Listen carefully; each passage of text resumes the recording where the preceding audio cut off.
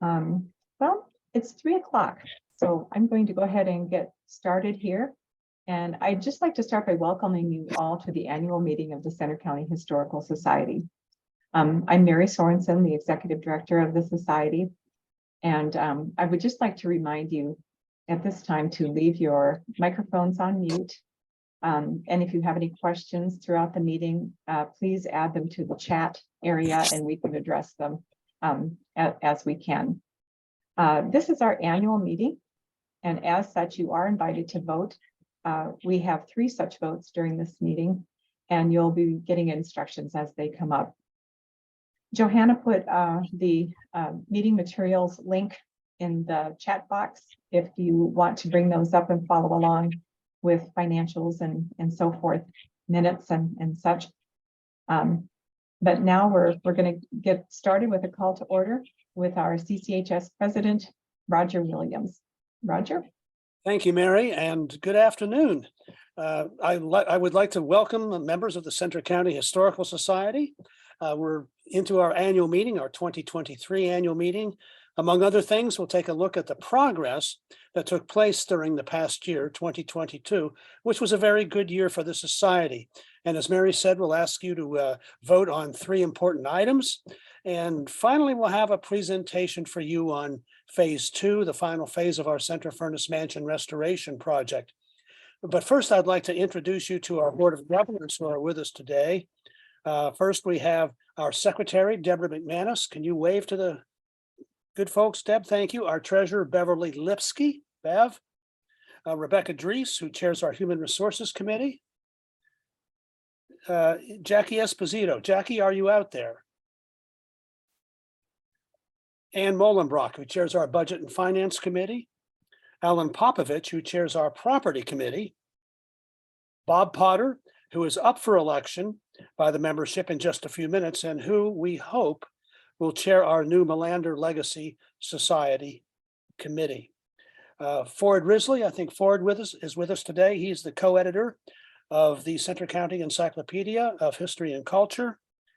I think that covers everybody. We also have with us David Pankow, who chairs our Investment Committee, and an emeritus member, Jeff Bauer. Have I missed anybody? I can't see the full panoply of attendees. I think that pretty much does it. I think that's it. Mm-hmm. So Mary, what we want to do now is look at the minutes from the 2022 annual meeting. Right. And I want to also say in regard to voting, to make a motion or second a motion, we ask that you unmute and state your name for record keeping or put it in the chat box. To vote, a poll is going to come up on your computer screen that you can click on. And we'll now continue with the Secretary's report by Deb McManus.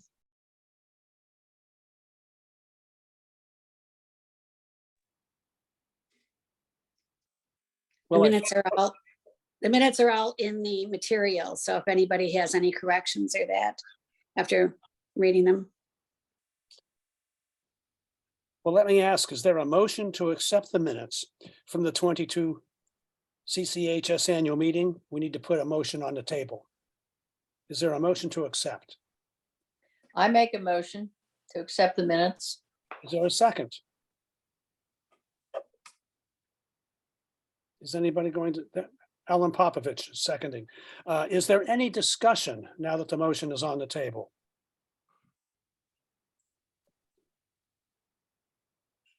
Mary, is anybody raising their hands? If not, then we'll vote by using the polling feature that is now about to appear on your computer screen. So all you need to do is please signify your vote by yes, no, or abstain as you see the poll in front of you now. And don't forget to submit it on the lower right.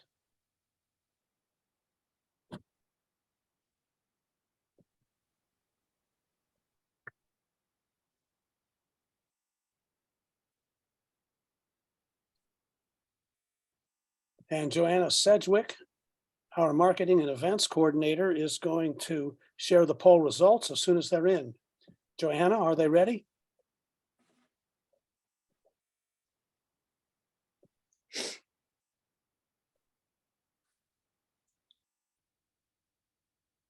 Did the poll come up? Oh, share results, sorry. 100%. Wonderful. So the minutes from the 2022 annual meeting have been accepted. All right, I think we're going to turn now to the financial report and the annual budget report. That sounds great. And these reports will be presented by Treasurer Beverly Lipsky and Budget and Finance Committee Chair Ann Mullenbrock.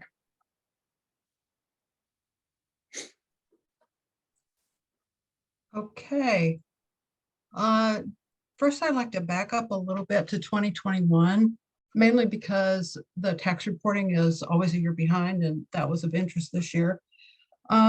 We changed accounting firms at the end of 2021, transitioned in 2022, because our prior firm was not giving us the level of service that we needed. Our new firm does not do payroll. That they work with a different company to do the payroll, but they work closely together. When it came time to do the 2021 tax return and reporting to the state, we had a level of contributions in 2021 that required that we have a review, which is kind of like an audit, but not as thorough. It provides limited assurance on the accuracy and correctness of our financial statements. So that was good. It gave us a real comfort feeling about our financial records. In terms of now turning to 2022, in terms of the activity that went on, our membership committee is doing a great work. Our memberships were up. Operational grants are usually $10,000. However, in 2022, we had an $11,000 tourism grant, in addition to the other two that we normally get. In terms of fundraising, we had really, really good weather for plant celebration and stocking stuffers. So those both did really well. The museum store, the great increase there really is the book, the postcard book, and that is attributable to $12,000 through Center Foundation and Joan Brower to subsidize the publication of the book, such that when we sold it, it was, as Mary's put it, pure profit. So income-wise, we did very, very well last year. Now, the reason I did mention the change in accounting firms was that in the switchover from one accounting firm to the other, well, two things happened. One is that we went from bi-monthly payroll to monthly payroll, which saved us some money in terms of fees to the provider. But the other thing that happened inadvertently was we got 13 payrolls in 2022. So you can see it's a little bit higher just from that extra payroll. In terms of property maintenance, which you saw a large increase, this was repairs at Bookersburg School. The tree planted in the ivy bed as you're coming from the parking lot. I hope people see it. Although I will say that we got a very nice donation from Judy Heberling and my husband to offset the cost of this tree. There was a repair of the historical marker. As always, a whole lot of mowing going on, and also gutter cleaning. The large increase in advertising primarily relates to the tourism grant. So they're related. Ending the year, we did take income from our investment account, not as much as prior year. The good thing in my mind is that we did not make any withdrawals from our investment accounts at all this year. In terms of non-operating, we did get some more donations for the restoration fund. And then we also had stair work done, which are the restoration fund expenditures. We continue to spend small amounts of money on the grant that we received for the University Park Airport, and that kind of just rocks along.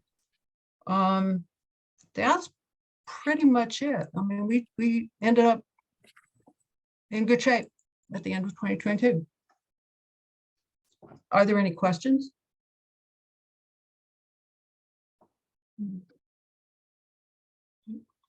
Thank you, Beverly. And Anne, if you would want to join in with your reports. And you need to unmute.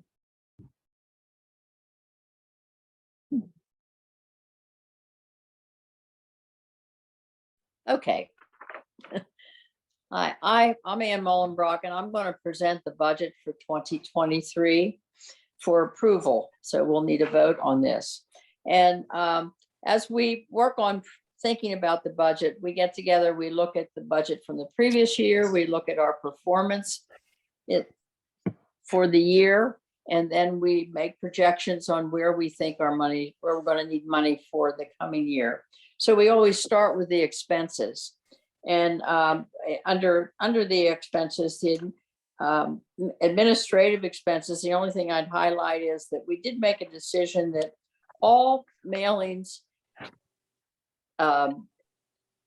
fundraising and non-fundraising will be charged against the operating expense, because any of the fundraising mailings, the net income from the fundraiser goes to operating anyway. So, and it became a complication in separating those two out. So we felt that would just simplify things. Under the maintenance, we have two items there I wanted to highlight. One would be the external repairs. We need to do some work on the garden shed. So we've proposed some $7,000 there. And for interior repairs, once the archives are moved from the attic into the new building, there's some semi-minor repairs that need to be done in the third floor. So we accounted for those there. Under the operational expenses, we just took into consideration inflation for utilities.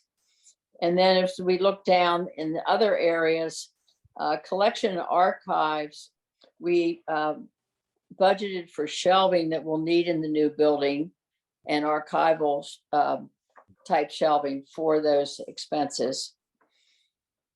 And that pretty much covers our expenses. So we anticipate that our costs will be $158,740 in the coming year, which is up considerably from proposed last year and a little bit from what we actually spent last year. Under the income section, our 6 major sources of income are membership dues, annual giving, grants, center gives, investment income in distribution, and then of course our net fundraising activity. When we put all, and then other minor ones, when that gets all put together, we came up with $142,200. And then since we had a surplus this past year, thanks to the generosity of our members and annual giving, et cetera, we will more than cover our anticipated expenses. Does anybody have any questions?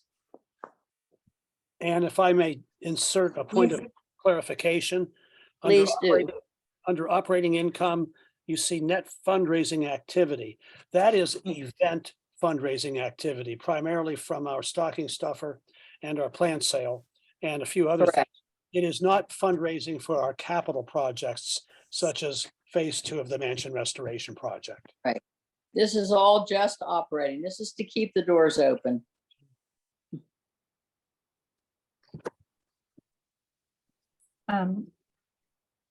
Sue Smith, do you have a question? Yes, Mhm. I'm just curious, I didn't hear it on either report, but how much money is raised by groups and individuals using the facilities, using the building? Manson use, It's very little right now. very little. Yeah. I think you'll notice last year it was $200. Oh, okay. I Okay. can't read the print on that. So, Yeah, just curious. it's 6,300 on the income section of the report if you have it. We guessed $500 this year. Okay. Thank you. Oh, you're welcome.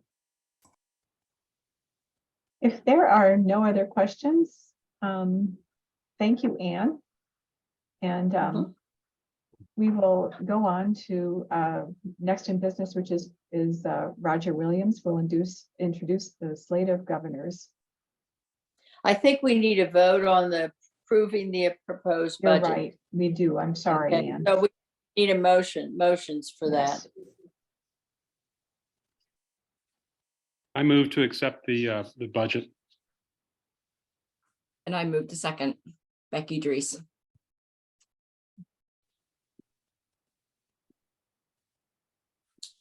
Roger, you're muted. There we go. Yes. There is the ballot, and if you would vote and submit it.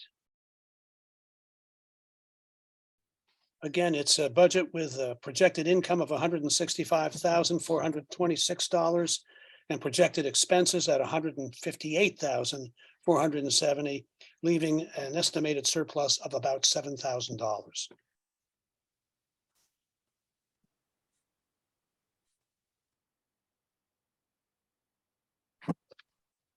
Okay.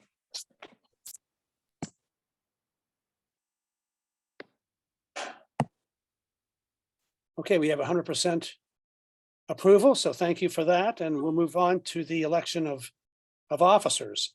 According to the bylaws of the society, the governance committee is the acting nominating committee responsible for selecting and recommending a slate of candidates for approval by the full Board of Governors. The Board of Governors then votes to accept that slate. If the slate receives a majority vote, the slate is brought forward to the total membership for approval, and that's the point that we're at right now. So today, on behalf of the Governance Committee, I'm pleased to present the following slate as approved by the current board, and it is a slate of one. And that one is Bob Potter of Goldsburg. Bob hardly needs an introduction, but I'll give him a brief one anyway. If approved by you, the membership, Bob will join the Development Committee and also serve as chair of our new Jackie Melander Plan Giving Society, helping us to grow it to full potential. Bob's the perfect person to do so. He's best known for his time as head of the Center Community Foundation, helping that organization become established during its early years, and through the Campbell Society, which Bob helped to inaugurate as well. That's the Plan Giving Society of the Center Community Foundation. Bob has served as chair of two historical groups, the Boalsburg Village Conservancy and the Boalsburg Heritage Museum. And as many of you know, he's held positions on the boards of the Central Pennsylvania Festival of the Arts, the Center County United Way, the Nittany Valley Symphony, and others. He's currently on the board of the Center County Farmland Trust. And many years ago, almost 20 years ago, Bob was named Penn State's Renaissance Fund honoree. That was back in 2004. So with that, I would like to entertain a motion to approve the candidacy of Bob Potter as the next member of our Board of Governors. Is there a motion? So moved. Alan Popovich moves. Is there a second? I second. Ford Risley. Okay, is there any discussion about Bob? Any comments? I don't see any or hear any. If not, we'll vote using the polling feature. There it is for the slate of officers. So you may signify the yes or no vote, and then please do submit it.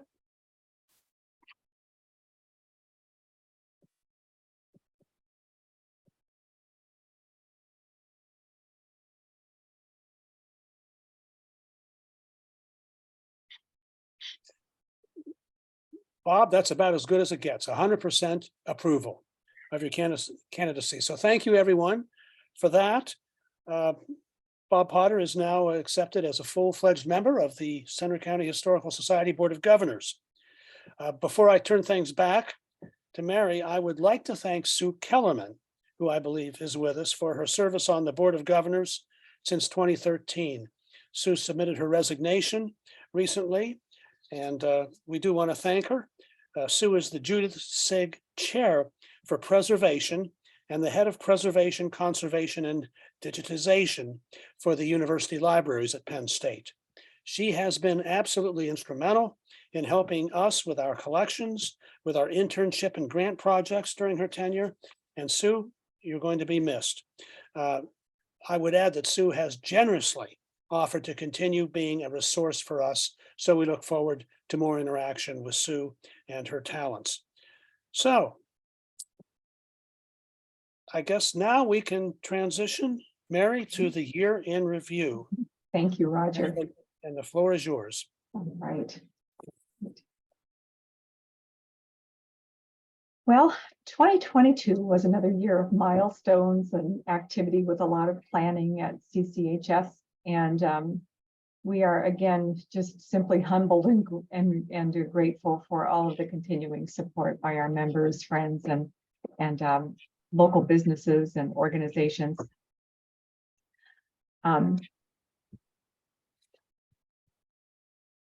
I need to get straightened out here.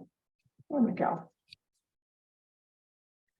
Our co-coordinators, co-chairs, I should say, Roger Williams and Katie O'Toole have done another great job with our 2022 membership and annual fund campaigns. They were both a great success, and again, thanks to the generosity of our members and friends, we're off to a great start for 2023 as well, having launched our membership campaign in January.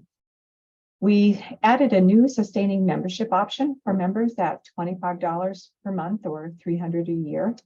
And at the conclusion of the 2022 membership campaign, we had 467 annual and 116 life memberships, totaling 584 member households representing 879 members, which generated $30,504, an increase of nearly 12% over 2021.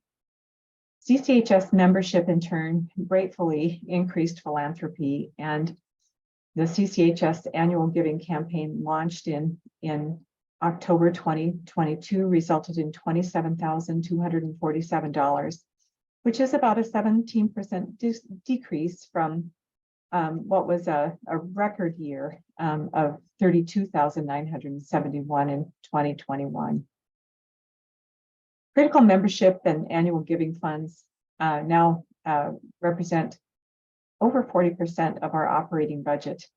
And we thank Katie O'Toole, Roger Williams, Claire Gray, and Johanna Cedric for their hard work on these efforts, and to everyone who has joined as a member and or contributed to our annual giving campaign. Again, donors generously turned out to make the 2022 Center Gives online fundraiser campaign a success. Last year's total of $12,848 represented nearly 10% of our operating budget. Center Gives is set this year for May 10th and 11th, and we're setting an ambitious goal of $20,000, which we're hoping will come close to meeting our 2021 number.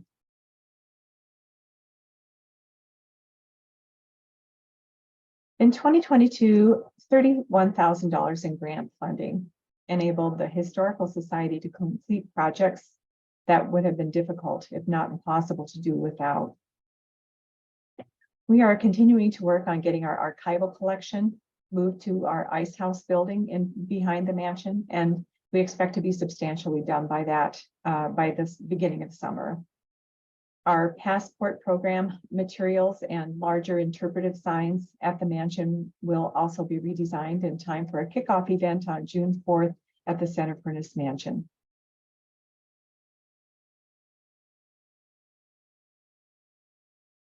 In addition to this great foundation of grant funding. We're grateful for the in-kind and professional contributions that were generously donated by businesses in 2022. Their contributions helped offset our costs by over $25,000. The new Ice House archive space has now been painted and work is continuing to prepare for moving document boxes out to the new building. Shelving is planned and will be ordered shortly based on our floor plan. And then with the help of volunteers, friends, we will finish the move and continue to make this space a more publicly accessible archive.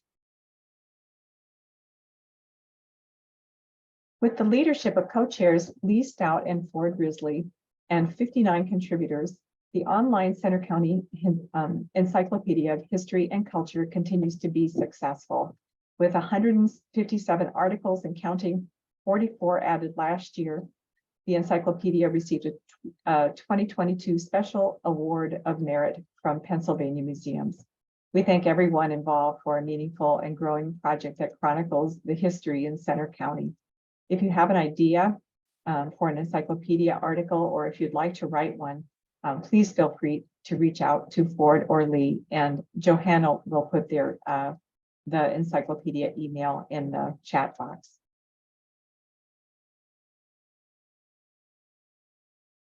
One of the truly special happenings of 2022 was the completion and publishing of Aaronsburg to Zion, the amazing Center County postcard collection of Joan Hawbaker Brower. Creating this book took authors Joni Brower and Kathy Horner on a pandemic journey, ending in a nostalgic trip down Center County's memory lane. In doing so, they created an engaging teaching tool that captures the history of Center County through a curated sampling of Joan's amazing postcard collection. We're grateful to Joan for contributing her time, the publishing, and the proceeds of this book to the Center County Historical Society. Thank you, Joni.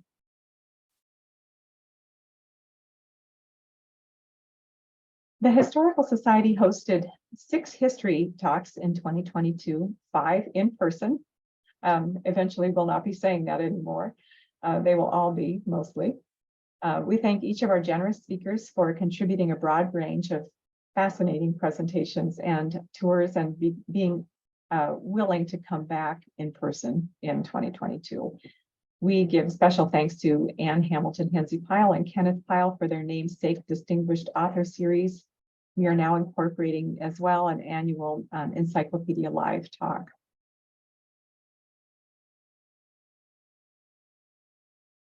In 2021, as PennDOT began to announce potential routes during their planning for the 322 corridor between Potter's Mills and Boalsburg, there was a community effort in Linden Hall area, in the Linden Hall area called Cedar Run Valley, to discuss the implications of this highway project. It was at that time that we got involved with Penn State landscape architecture professor Dan Marriott. Our goal was to distill the complexities of this project into a resource that would help inform not only ourselves, but our citizens in their efforts to speak out about their concerns that range from environmental to loss of property to historic and cultural resources at risk. You might ask, why landscape architecture? It turns out that some of the most successful landscape-friendly and community-friendly highway projects in the nation have been done by DOTs that have landscape architecture teams. PennDOT unfortunately does not. In 2022, Dan Marriott, an expert in transportation projects as they relate to landscape architecture, organized an upper-level studio class at Penn State that would use the State College Area Connector project as its case study. We held 3 public meetings, including a Share It format program in 2022. And the students from this class attended PennDOT meetings and these meetings as a final project developed an in-depth community resource booklet called Rethinking 322 that is now available on our website, centerhistory.org/connector.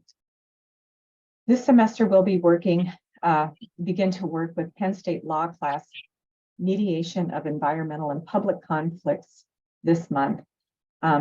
Law professor Dr. Laura Fowler is a teaching professor of law, interim director of the Sustainability Institute, chief sustainability officer at Penn State, and this class will also use the State College Area Connector Project as a case study. Dr. Fowler has been involved in the 322 discussion from the beginning in 2021. This is a topic that could quickly dominate this meeting, so I'm going to leave it at that. But I hope that you'll visit our webpage, centerhistory.org/connector, and call me at 814-234-4779 if you would like to know any more, or if you'd like to be on our email list for public meetings and so forth.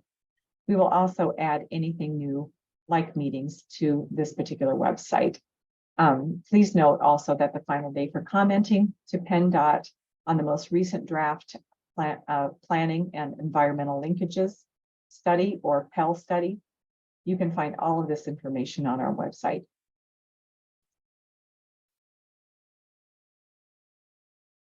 In July, we'll again be partnering with the Pennsylvania Department of Conservation and Natural Resources, the folks at Po Valley State Park and Bill and Mary Markham, to hold the CCC Legacy Day about the legacy of the Civilian Conservation Corps. This year's event is on Sunday, July 30th from 10 a.m. to 3 a.m. at Po Valley State Park, and we hope you'll plan to come and spend a day by Po Lake and enjoy listening to interesting talks, music, and enjoy a period-inspired CCC lunch. The John H. Ziegler Historic Preservation Awards of the Center County Historical Society was held in person in January to discuss its 2022 award recipients. We thank the Center County government for their sponsorship of CNET recording. The awards feature 6 nominees who exemplify excellence in historic preservation. Nominees represent various corners of Center County and bring passion and hard work to their preservation efforts here at home.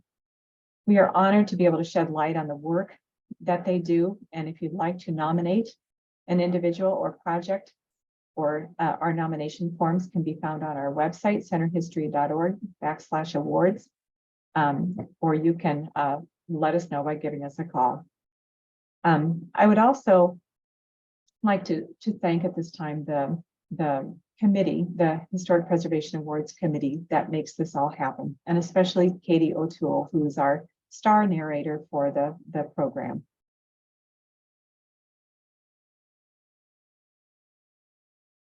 The plant celebration is a historical society and community tradition now in its 28th year. Our Center Furnace Mansion Garden Committee works hard year-round to plan and prepare for this community favorite. We extend our gratitude to our Center Furnace Mansion gardeners who make this happen, and to the Master Gardeners of Center County for providing a question-answer table that is always a big hit with our shoppers. Profits from the sale vary depending on the weather, but consistently raise around $5,000, which helps tremendously with the maintenance of the mansion's extensive grounds. This year's sale will be on Saturday, May 13th from 9 a.m. to 2 p.m., just in time for Mother's Day.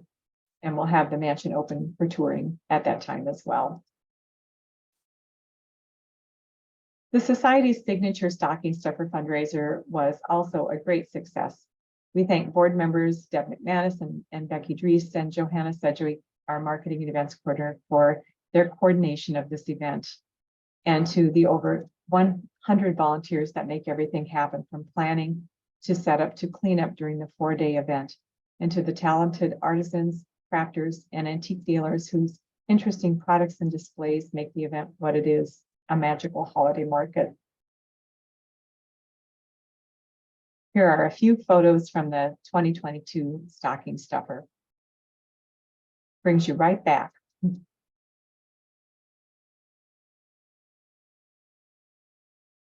In 2022, we received 25 collection donations. Collection donations are meaningful additions that help us interpret Center County history and Center Furnace. Donations can be archival materials to photographs to objects. Here are a few Center County and Center Furnace related donations, including an extensive collection of materials related to John and Elizabeth Hamilton, as well as Elizabeth's silver-plated tea set given by Anne and Ken Pyle. Anne is a direct descendant of John and Elizabeth Hamilton. Jackie Esposito is working with intern Megan Kelby to process the Hamilton papers this semester. So we're looking forward to having them more readily available. We also received an oil on canvas print of Rachel Newell Hunter, given by her descendants. Rachel was the daughter of Sarah A. Martin Newell and James Newell. And James was the first manager of Center Furnace from 1792 to 1804. The painting is attributed to Pennsylvania artist Jacob Eichholz. Listings of donations are provided regularly in the CCHS newsletter Mansion Notes. The portrait of Rachel Newell Hunter, along with Elizabeth Thompson Hamilton's tea service, can be seen on display at the Center Furnace Mansion. We hope you can come and take a look. The United Way Day of Caring is annually our largest service day. We hosted over 170 volunteers last year at the Mansion and Bookersburg School, representing 13 businesses and organizations, logging nearly 700 volunteer hours in just one day. Among the projects that were completed were the planting of 850 bulbs at the Mansion, largely donated by our garden committee, and doing an amazing amount of garden and other cleanup projects at both sites. This service day helps us exponentially with maintenance projects and is a wonderful way to introduce the Mansion and the school to many who have not visited at either before. In addition to the Day of Caring, the Historical Society hosted 10 other service groups, accounting for another nearly 150 volunteers throughout the year, helping with a multitude of indoor and outdoor projects.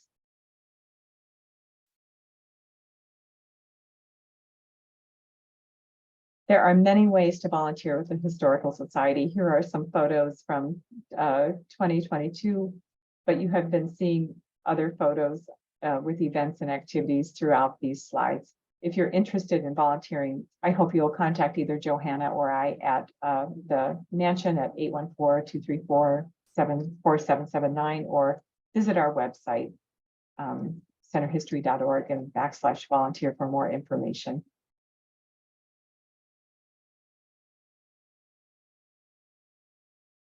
I just want to point out some events that we have upcoming in 2023, starting with Sunday, March 26th, Reporting the Civil War by Ford Risley at the Center Furnace Mansion.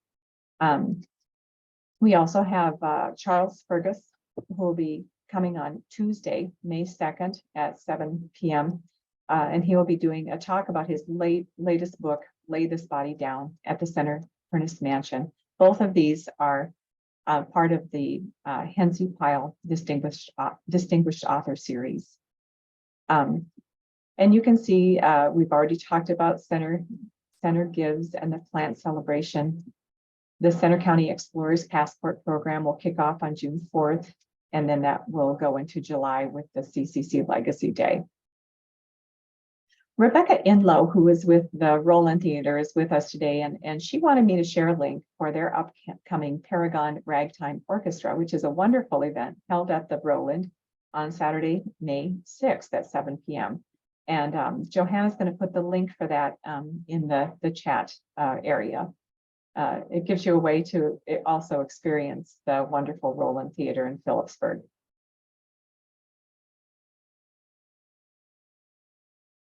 And lastly, before I move on with the Mansion restoration update, I just want to thank our Board of Governors. Being a board member here, if you haven't noticed this already, is a hands-on role at the Historical Society. They feature largely in everything we do. They do everything from keeping our investments secure and our finances in order to helping with fundraising, property initiatives, and help with wonderful programming and publishing an increasingly larger Mansion Notes newsletter. Their work makes it possible for the Historical Society to move forward with many new initiatives. We also thank all of you who keep the Center County Historical Society a vital organization and help in the stewardship of the mansion and the school. I'd like to thank also our marketing and events coordinator, Johanna Sedgwick, who helps keep all of the wheels turning here at the mansion with me. And with that, we're going to go right into an update on our mansion preservation work.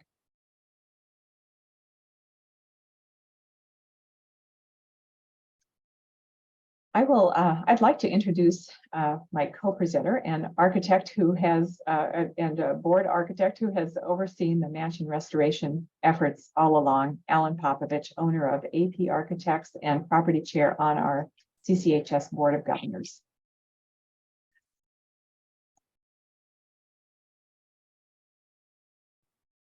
Beginning in 2019, the Historical Society committed to a truly generational restoration of the Center Furnace Mansion, as many of you know, and today we'll be briefly looking back on the first phase of this restoration project that we covered in last year's annual meeting, and then move on to our current and upcoming progress on phase 2. Some of what we're going to reflect on today will be familiar to those of you who joined last year's meeting.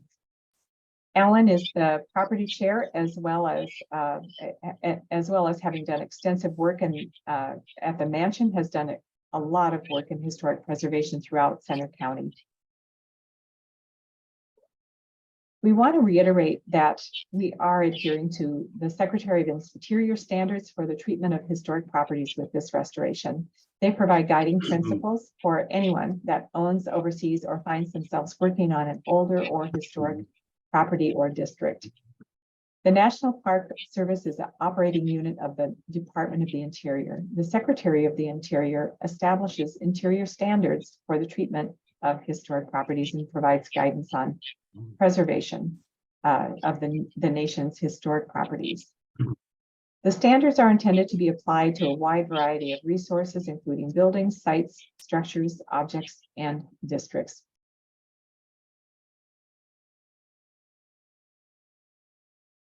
After much thought about how to approach all of this, we got to work planning on how it would be accomplished. In 2019, the Board of Governors would give the go-ahead to pursue major grant funding and then begin a financial campaign that would allow us to move forward with this critical work. All of this through the pandemic and a major water line break at the Center Furnace Mansion. Alan continued to contribute architectural services, including detailed project plans through his firm. Roofing consultant Bill Markham with Martech Associates would donate consulting services and provide detailed roof drawings. Veronese Building and Remodeling was secured as the project's general contractor. And with that, I'm going to turn this over to Alan.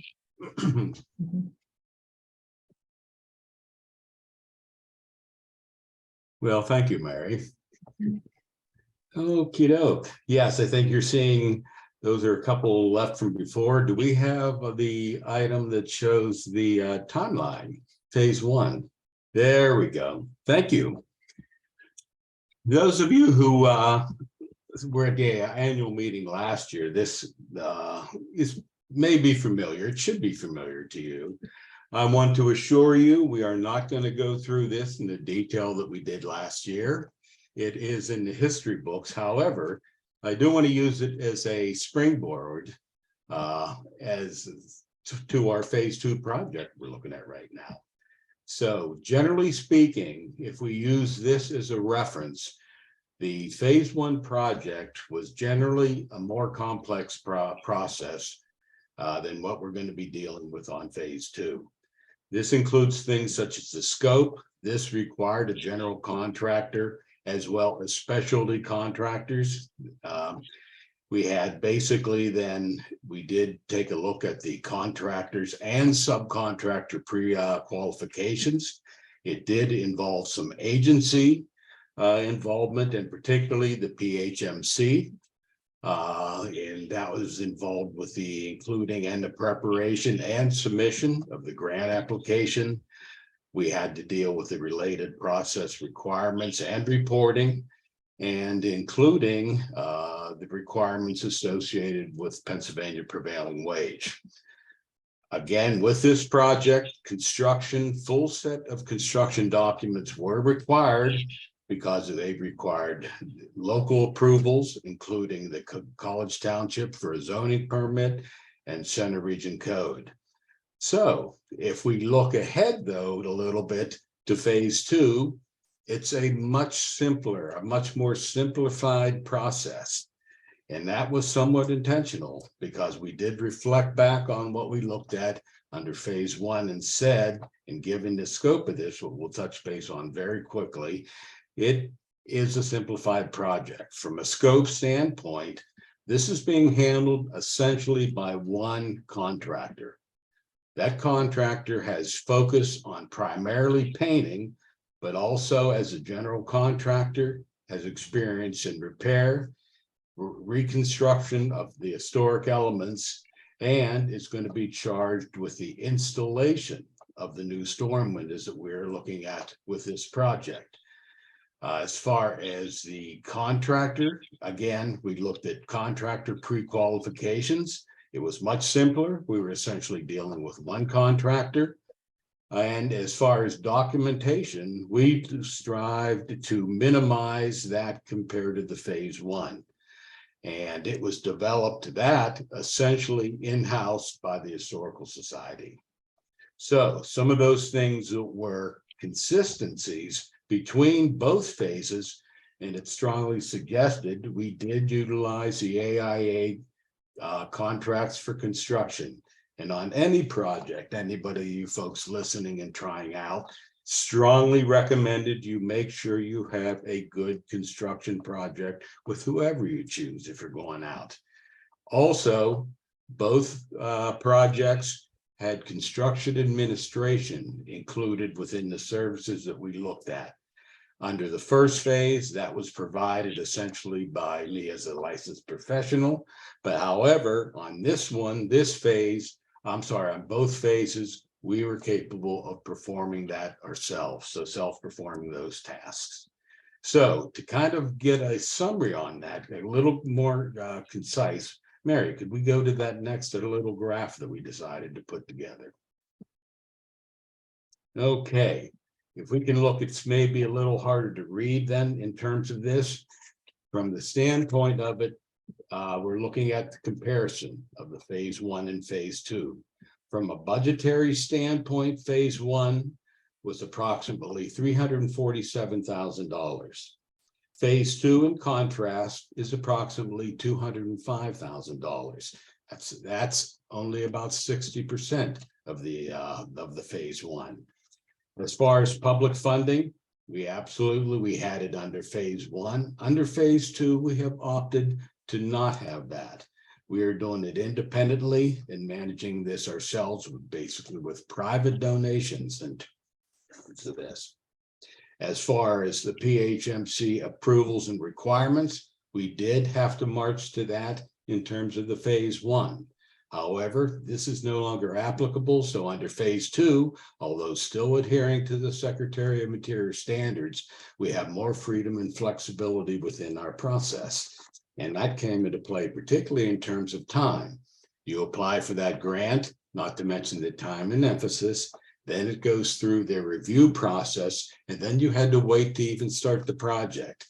So that has allowed us to fast track a little bit of this. In terms of then documentation, the first phase, as we indicated, was essentially donated. The second phase, Mary and I have essentially, and in concert with the Board of Governors, have developed it in-house. But again, both utilized AIA construction contracts. The construction administration on both was done in-house. And from a process time frame, we're looking at approximately 32 months was the phase 1 project, and approximately 24 months in terms of the phase 2. That's about 75% of the time. I say approximately on phase 2 because realistically, Mary and I started this a little before 24 months, but that was just a byproduct or result. Mary and I meet at least twice a month on the facilities and properties here on the project. And these windows came up very early. In fact, I think, Mary, we initiated those, even started while phase one was still being constructed, right? That's right, Alan. Not mistake. We pulled those up and said, boy, we've got the dust flying. It's time to start thinking about the next phase on this project. So that kind of puts a little more, I know if there's those folks who are interested in the process, this is probably not a bad resource to keep in mind. And as Mary has mentioned, this information is available on our website. And of course, we're here should there be any questions relative to that. So why don't we then jump ahead? We're into phase two. Let's take a look at our construction. This is the anticipated construction schedule. You're going to see basically what we have in there is it represents a coordination of the restoration efforts by AOC&R, and that's Anders Olsen, construction and renovation, as well as the tasks that are associated with the purchase and delivery of the insulated storm windows that we are doing. PHMC is coordinating that. So the black tasks are primarily Anders, and I'll refer to him as his first name. He's been great to work with. Anders tasks are spelled out there. And then the blue tasks are the tasks that we essentially have been responsible for in coordination and cooperation with Anders. Again, I don't want to necessarily get involved and go in strong detail with this, but I think it's important just to understand and to look at the things that we've been able to do here in combination.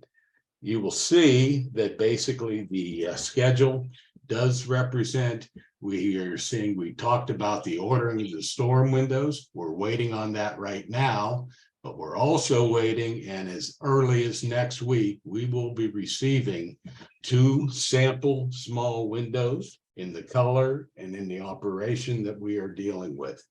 Those we're going to look at because there will be a need for some final detailing prior to putting the final exterior trim that we just want to confirm and go with that. We should indicate that our construction contract was actually executed on December 29th of 22, right before the year crossed over, and our substantial completion date for the project has been established for November 1st, as you can see on the bottom in terms of where we're looking at in terms of those tasks.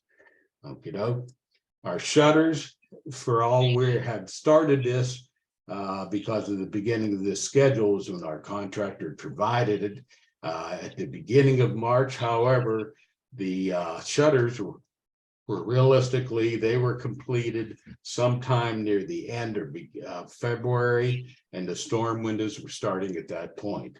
The sequencing essentially meant provided that the contractor, by via ladder from ways he would remove shutters, he would remove the sash as such. And those of you who have gone by will see the attractive boards we now have on the mansion. And that continues throughout. So the blue, and there's some major milestones we are looking at. And as you can see from April there going on, he intends to complete the doors in a similar fashion with removing and doing shop preparation on those. But as of April, we're going to start, and he's going to move elevation by elevation to basically repair the trim from the doors and windows. He would be then reinstalling the sash. And finally, he would be looking at the installation at some point after the storm windows come in, which we're anticipating in July. Hence, up to that time, we envision the majority of the work to be done prior to the installation of the storm windows. We are finalizing the detail on some of that. So there either will be a rather insignificant amount of trim to go on versus possibly a little more. Hence, the reason we're looking at the approximate 16 weeks at the end for those storm windows potentially install. Okie doke. Any questions there? Mary, I think that about takes care of it for me. All right, thank Like I you, said, if Alan. there's any questions, please feel free to submit those. And again, we want to thank you not only for all the support you've provided under phase one, but we're looking forward to completing another project with your help. Thank you. Thank you again, Alan. Alan has certainly been instrumental in this project all along, and we're all very grateful for his work.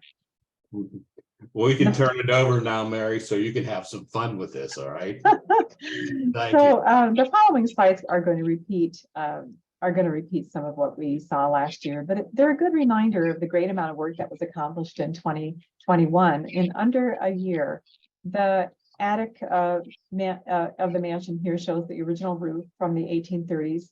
The roof was the first project that was started in April of 2021. Here are some of the details of the new shingles when they were fresh and shiny. The copper flashing valleys gutter system had not been replaced since the 1860s.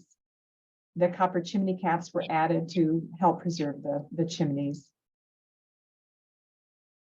And here's an overview of the roof from last fall, and you can see that the cedar shingles and copper have already weathered naturally. The front balcony is now stabilized with a new roof coating, and IPA wood was used for the decking for low maintenance and is now weathered to a natural gray. The balconied porch was stabilized, and the wood that was needed to replace the deteriorated wood was Douglas fir or cedar. And the roof was replaced with standing seam copper. And again, all of these materials are for stability and also for wear. The eaves and brackets were painted in phase one. And repairs on the porch behind the mansion included replacement of its roof and standing seam copper and replacement of the porch's ceiling.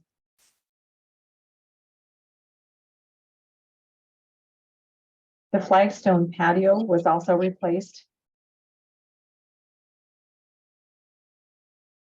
And the springhouse masonry roof was repaired. Finally, in this phase, in the spring of 2022, actually, the mansion's front staircase was extensively repaired and the porch was painted. This brings us today to phase two, which is now, of course, underway, as Alan indicated, with contractor Anders Olsen Construction and Renovations, and includes preparing and painting the exterior of the mansion, including the window frames, the restoration of the window sashes, and the mansion's shutters and their hardware, and installation of low E windows to protect the window sashes and the mansion's collections from UV light.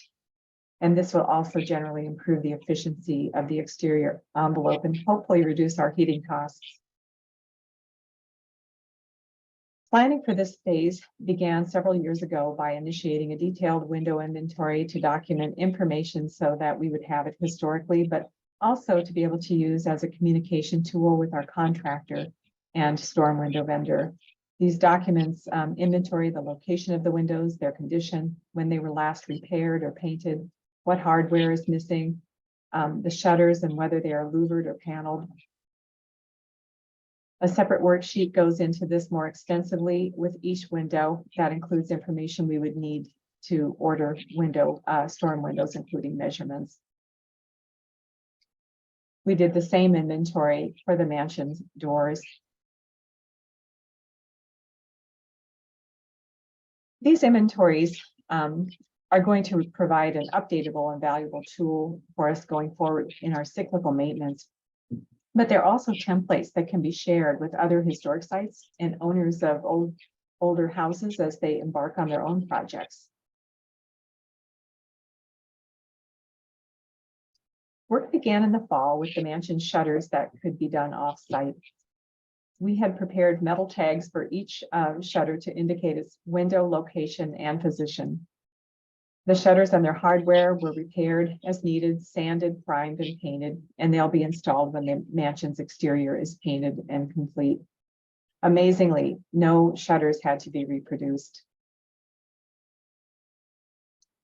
Starting in February, the window sashes began being removed, restored, and reinstalled. This work included sanding, repairs, replacement of broken glass with antique glass, glazing, priming, and painting. The final coat of paint will be applied when the exterior painting is being done. So this will allow for full curing of the glazing, and they'll get a last coat.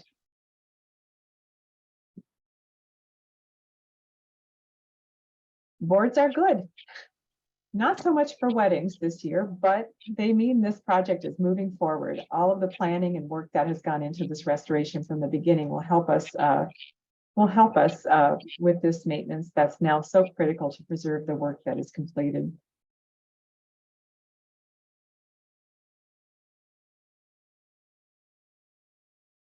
With this, we still have over $104,000 to be successful in our efforts of fundraising for phase 2. We are over halfway there. We couldn't have made it this far with the entire mansion restoration without a great amount of grant support and outpouring of donations from our members and friends during phase 1. And we extend our most sincere appreciation for that.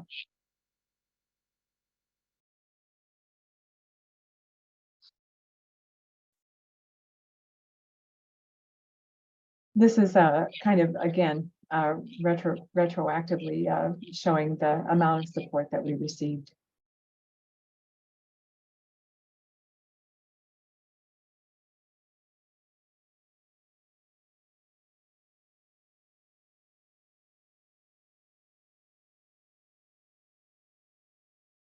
$155 donors and counting have contributed nearly $250,000 for both phases of restoration thus far.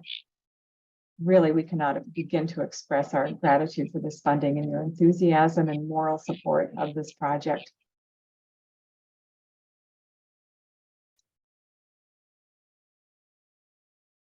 Located at the gateway of State College and Penn State, this Iron Masters mansion still stands as a testament to two of the most important economic and developmental facets of Centre County's history: the 18th century origins of iron making in the iron making industry and the 19th century founding of the Pennsylvania State University.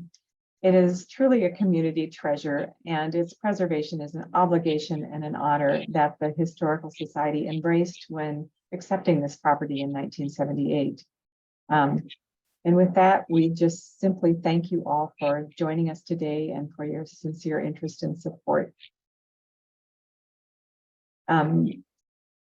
Do any of our other board members have any other comments? Roger? I would just say, Mary, that we are coming off a fantastic year, as I think you all have seen. We're into another fantastic year. Things are going well, but a lot of this is made possible. Nearly all of it is made possible by the support of our members. I mean, without them, we're dead in the water. Our membership has grown. The generosity of our membership has grown substantially, and it is making all things possible. And so we are very grateful to all of you for your interest and your support of Centre County's most precious resource, the Centre Furnace Mansion. Thank you, Roger. And I think with that, we need a motion to adjourn. And Molenbrock has made a motion. Is there a second? Someone's got to second this. I can't.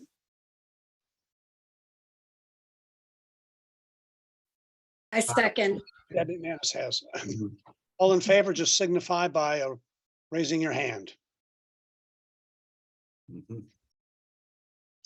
That done? Yeah. We now conclude the 2023 annual meeting of the Centre County Historical Society. Again, thank you all for your interest and support.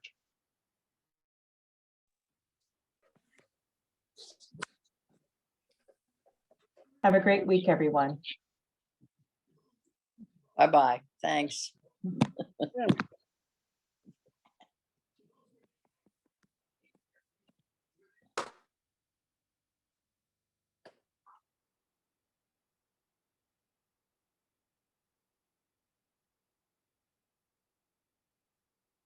Stop recording.